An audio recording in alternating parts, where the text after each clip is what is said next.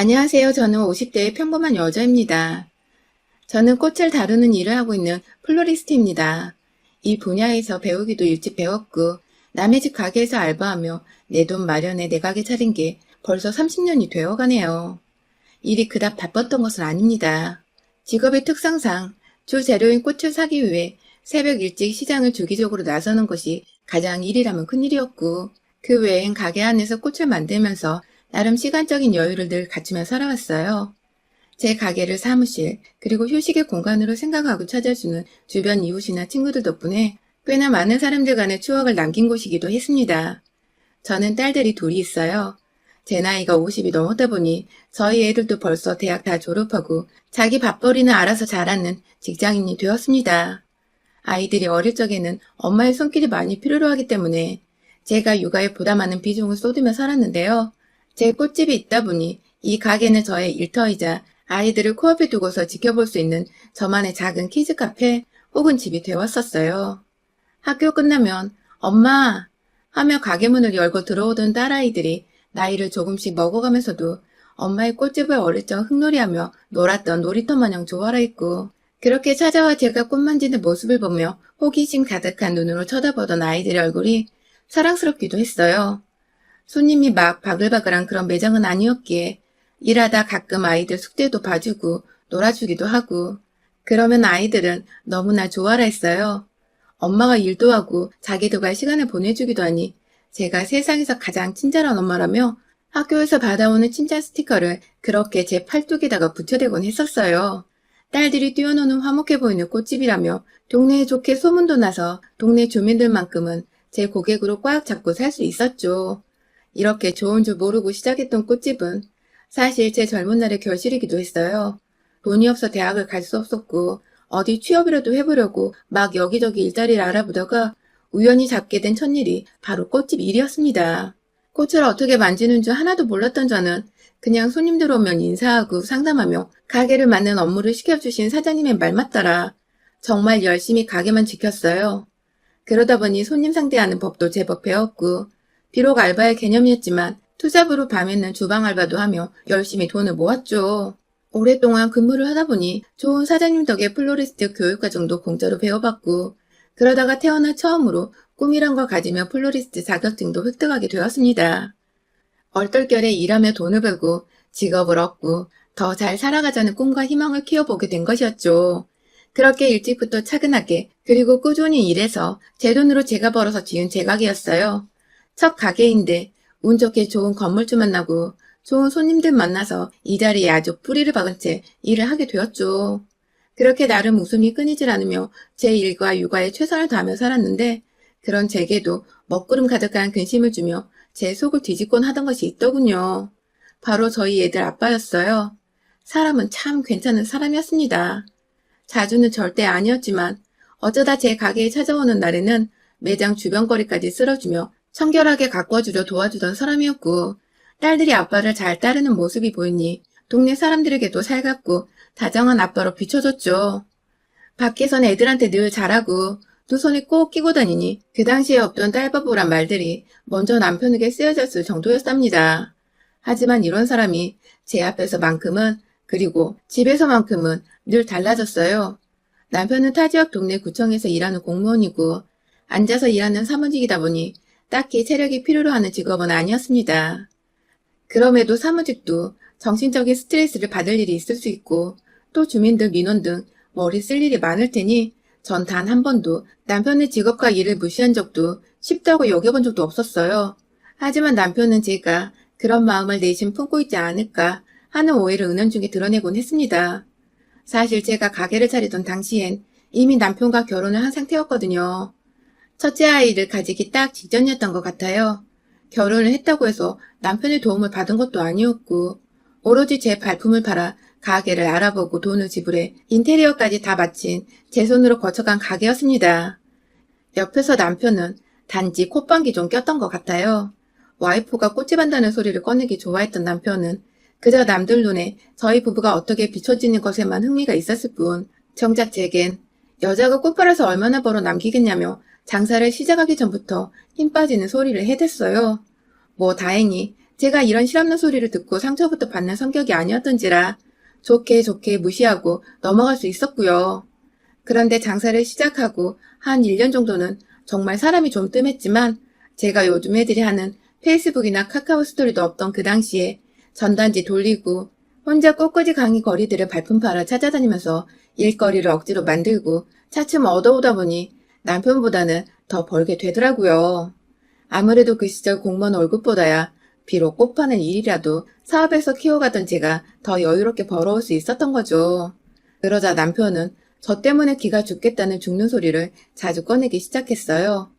저 하나로 인해 돈 벌 기분이 안 난다고. 남자가 기껏 밖에서 열심히 일을 해와도 꽃이나 파는 여자보다 못 번다는 사실을 누가 받아들이겠냐며 술을 마셨다 하면 집 앞에서 제 욕을 하느라 현관 문턱을 넘지 못했어요. 남들은 와이프가 돈을 잘 벌어오면 그렇게 예뻐 죽겠다고 하던데 우리 집은 왜 사랑하는 사람을 두고서 이리도 얄팍한 자존심부터 내세우고 있는지 이해하기 사뭇 힘들었습니다. 자연스레 아이를 임신했는데도 남편은 겉으로만 돌았고 큰 딸아이는 태어나서도 한참을 아빠에게 관심도 받지 못한 찬밥 신세가 되었어요. 아이에 대한 남편의 무관심이 어느 순간 다 저 때문인 것 같더군요. 제가 일을 해서 남편의 자존심이 긁혔고 그 때문에 내 새끼가 아버지로부터 외면을 받는 게 아닌가 싶어 오만 가지 죄책감에 사로잡히기도 했었습니다. 그러다 남편이 조금은 나아지는 사건이 발생했어요. 철밥통이라는 그 공무원 남편이 일하다가 정말 거의 잘릴 뻔한 적이 있었거든요. 구청 안에서 일하다가 주민과 무슨 큰 문제가 있었던 건지 민원신고를 대량으로 받는 바람에 상사한테 불려가 사유서를 썼고 천만다행히게도 잘리진 않고 몇 개월 간보만 되는 정도로 일이 마무리되었어요. 나중에 남편이 털어놓은 말이긴 한데 당시 남편으로서는 그 일이 청천벽력같이 느껴졌었다고 해요. 당연히 죽을 때까지 자신을 먹고 살릴 일이라 여겼는데 어느 순간 성질을 제어하지 못하고 민원에 반박했다 일이 커진 바람에 간보까지 되었다며 앞으로는 진짜 죽은 듯이 조용히 살아야겠다고 하더라고요. 그제서야 감봉된 가장이 뒤에서 꾸준히 돈을 잘 벌어오는 저의 중요성, 아니 필요성을 느꼈는지 남편은 제가 일을 하는 것에 대해 무척이나 떠받들어 주기 시작했고 그 덕에 남편도 이제 정신을 차린 것 같아 전 아이를 키우며 일에 더 몰두를 잘 할 수 있었어요. 진작에 좀 이럴 것이지. 왜 그리 삐딱하게 와이프를 바라보며 지내는가 싶어서 남편과 잘 지내는 동안 하소연도 많이 했고 울기도 많이 울었습니다. 남편은 뒤늦게야 자신의 행동들에 부끄러움을 느끼고는 제 앞에서 다신 배우자를 무시하거나 마음 다치게 하지 않겠다고 참여하는 모습을 보였어요. 딸아이도 잘 보살펴 주었고 뒤늦게야 사랑을 쏟아부어 줄 수도 있게 되었어요. 처음이 서툴 뿐이었지. 한번 딸아이에게 사랑을 베푸자 점점 이 사람은 대담해져 어디서든 딸아이가 없으면 안 될 정도로 마음이 홀라당 아이에게 빠져 있었죠. 뭔가 남편의 성격이 유해지고 절 인정해주니 부부 사이가 좋을 수밖에 없었고 자연스레 가정의 화목이 깃들며 아이의 웃음소리도 커져갔어요. 그 사이 둘째 딸아이도 태어났고 우리 네 사람은 그렇게 온전히 가족의 완전체 형태를 갖춘 채 앞으로 잘 살 일만 남았다 여겼죠. 하지만 남편은 이내 다시 제 마음 깊숙이에서 살갗을 마구 도려내고 심정을 짓누르는 사람이 되었습니다. 무려 내일 모레 환갑을 앞둔 50대 갱년기 여자가 되어버린 지금까지도 무려 20년이 훌쩍 넘는 시간 동안 말이죠. 시작은 바로 외도였습니다. 둘째 딸이 4살 되던 해 남편에게 여자가 생겨버린 것이었죠. 그간 하도 공무원 월급이 짜다고 죽는 소리를 하면서도 안 잘린 게 어디냐며 마지못해 출근하던 남편이 가여워 기라도 살려보겠다고 제 신용카드 한 장을 건네줬었어요. 어디 밖에서 직원들한테 커피 한 잔 정도는 부담 없이 사주라는 마음에서였죠. 하지만 그 카드가 전혀 엉뚱한 곳에서 쓰이고 있었더라고요. 집안의 각종 공과금 신청이나 결제 문제부터 시작해서 일반 카드 말고는 은행 가서 신용카드 한 장을 제대로 발급받아 본 적이 없던 남편은 집으로 우편을 통해서 카드 공지서가 날라오는 것조차 몰랐나 보더라고요. 아니면 그걸 신경 쓸 여력이 없을 만큼 그 여자한테 빠졌던 것일지도요. 카드 고지서에 뭔 숙박업소 이름들이 그리 많던지 무슨 호텔, 무슨 캐슬, 무슨 민박 등등 아주 숙소를 종류별대로 들락날락거리며 전국 팔도를 누볐더라고요. 공무원 동료들끼리 간단한 야외를 가고 무슨 단합회를 한다고 짐 싸서 주말마다 나갔던 것이 모두 저를 새까맣게 속인 채 여자를 만나기 위해서였던 거였어요. 당장 카드부터 정지를 시키고서 가만히 말 안 하고 기다렸어요. 그러자 그저 주말에 또다시 이번에 집을 나서더라고요. 요즘은 핑계를 대는 게 골프를 배우는 것이었는데 먼 골프장에 가서 필드를 돌아다닐 거라 하루 지나서야 집에 돌아올 수 있다나 뭐라나. 그렇게 딸들을 가진 아빠란 놈은 뻔뻔히 집을 나섰고 그날 3시간도 채 되지 않아서 집으로 불이 나게 전화가 걸려왔습니다. 카드가 안 먹힌다고 앞뒤 상황 보지도 않고 모텔 카운터 앞에서 무턱대고 전화를 한 거죠. 그 바람에 제가 어디서 결제를 하려고 했냐고 물었더니 어버버버 하며 급하게 나중에 통화하자고 전화를 끊던 그 사람. 뭐 이런 무식하고 대책 없는 뽀대 안 나는 남자와 결혼했나 싶어서 뒤늦게야 제 인생이 통째로 후회가 다 되었습니다. 마치 저 인간한테 도둑을 맞은 것 같았어요. 하지만 끝내 주말을 외박하고 집으로 돌아온 남편에게 아무런 티를 낼 수가 없었죠. 제게 너무나도 어리고 연약한 딸들이 있었으니까요. 제 아무리 저 혼자 먹이고 입히고 키울 수 있었다고는 하지만 아빠 없는 애들이란 소리를 듣게 하고 싶지 않았습니다. 앞으로 학교를 다녀야 할 시간들이 너무나 많이 남았는데 그 시절 내내 아빠 없어 위축당하고 기죽어 친구도 제대로 못 사귀며 살까 그게 두려워 제 결혼 생활은 과감히 포기를 해버린 것이에요. 그때부터 온전히 저희는 암묵적으로 남남 같은 부부가 되었어요. 남편은 제가 본인이 바람피는 사실을 모른다 생각하고 있었지만 카드를 정지시킨 것만으로 기분이 너무 나빴는지 절 모르는 척하며 삐져지내다가 일주일 정도 지나서야 슬금슬금 밥주라고 말을 걸더라고요. 물론 그 후에도 밥주란 말만 할 뿐 제게 이렇다 할 스킨십이나 애정 표현이 아무것도 없었습니다. 그건 저 역시 싫은 게 마찬가지였고요. 쇼윈도 부부로 살 이유가 없는 평범한 사람들인데도 불구하고 저는 아이들을 위해 남편이 필요했고 남편은 그저 집에 오면 밥 차려주고 그나마 돈이라도 벌고 있는 와이프에게 용돈이라도 구걸할 수 있었으니 필요에 의해 철저히 함께 살았던 것 같아요. 남편은 돈이 필요하면 가게에 찾아와 제 일을 도와주고 오다 가다 마주치는 이웃들께 우리 와이프 잘 부탁드려요 하면서 아양 아닌 아부를 떨어줬고 그 모습이 너무 가증스럽고 얄미웠지만 그런 저희 부부를 아무것도 모른 채 보기 좋다고 칭찬해 주시는 이웃분들의 말씀에 저도 따라 웃음을 지을 수밖에 없었습니다. 이 동네 이 가게 모두가 제 손님들이었는데 소문 한번 잘못 났다가 괜히 남아있는 제 전부인 가게까지 피해가 갈까봐 걱정이 되었거든요. 그 사이 아이들은 자라났고 아이들의 눈에는 저희 부부가 훤히 들여다 보였을 겁니다. 특히 저희 큰딸은 늘 제게 언제든 엄마가 원하면 홀로서기를 할 수 있도록 응원하겠다는 말을 학생 때부터 해주곤 했어요. 그 어느 말보다 제게 힘이 됐고 고마웠던 말이었죠. 그러다가 얼마 전 큰 딸아이가 결혼을 하게 되면서 이제 작은아이만 시집을 보내면 진짜로 이 지긋지긋한 결혼 생활을 끝내버려야겠다고 다짐을 하고 있던데 저희 남편이 저를 도발하기 시작했어요. 글쎄 최근 들어서 저희 남편을 보았다는 손님들이 많아진 것입니다.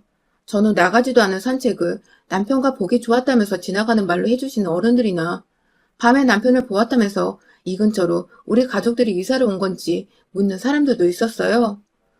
모두 저희 가게로 오고 가는 손님들이거나 다른 주변 가게 사장님들의 지인분들이어서 제 귀로 금방 들어온 것이었죠. 순간 아찔하더군요. 혹시 이 인간이 그 사이 또 다른 여자를 만나고 있었던 건가 싶어서요. 저와 오랫동안 대면대면한 사람이 여자가 아예 없었을 거란 생각은 안 한 건 아니었지만 그래도 딸들이 이렇게 잘 커가고 있었고 또 얼마 전에 큰딸이 결혼한다고 부부가 함께 모여서 밥 먹는 자리도 많이 나가고 자주 붙어 있었기에 최소한 지금만큼은 이 사람이 온전히 자기 가족에 대한 생각으로 가득 차 있을 줄 알았어요. 적어도 저만큼은 말입니다. 그런데 들리는 말들이 그닥 개운하지 못한 것이 남편의 불륜을 또다시 생각하게 만들더군요. 그러다가 남편이 제 가게에 찾아왔습니다. 과거나 지금이나 달라진 거 없이 제게 돈을 달라며 이번에 친구들 만나는데 술값이 부족할 것 같다며 공무원이란 사람이 와이프한테 돈을 받아내고 가더라고요.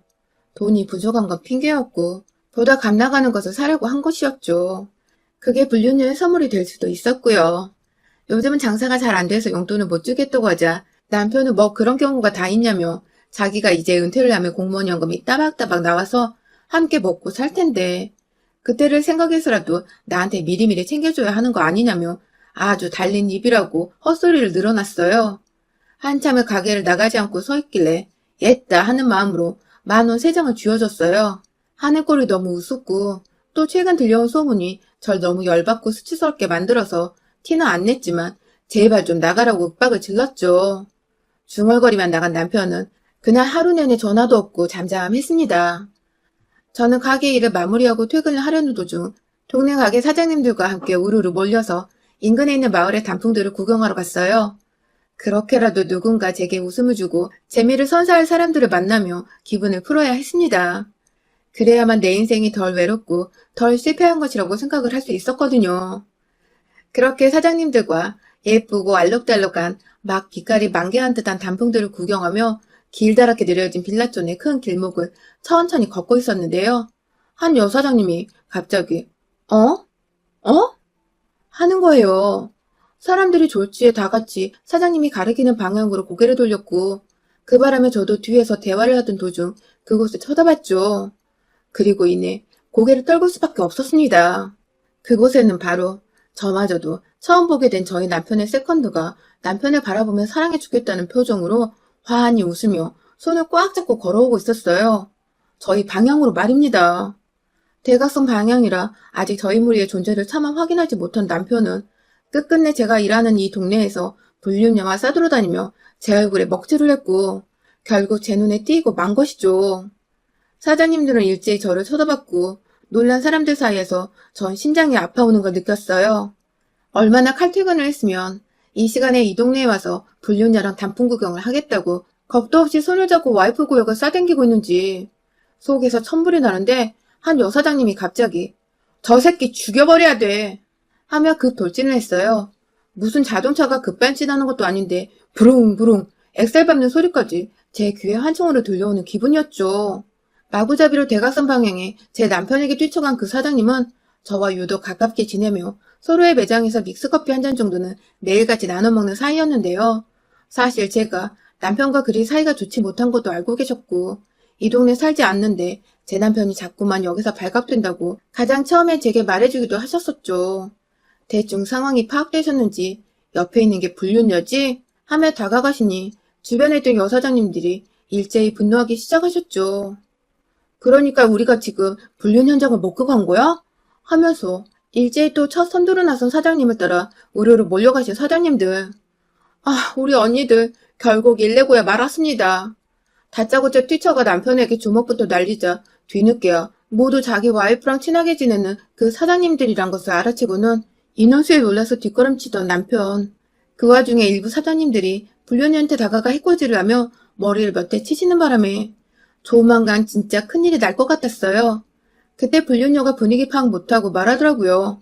당신 와이프가 이 무식한 여편네 중에서 누구야 도대체? 라고 말입니다. 본인 딴에는 기죽지 않으려고 센 척을 해본 것 같은데 죽으려고 아주 환장을 한 거였죠. 그 소리에 빠기친 우리 대한민국의 아줌마 사장님들.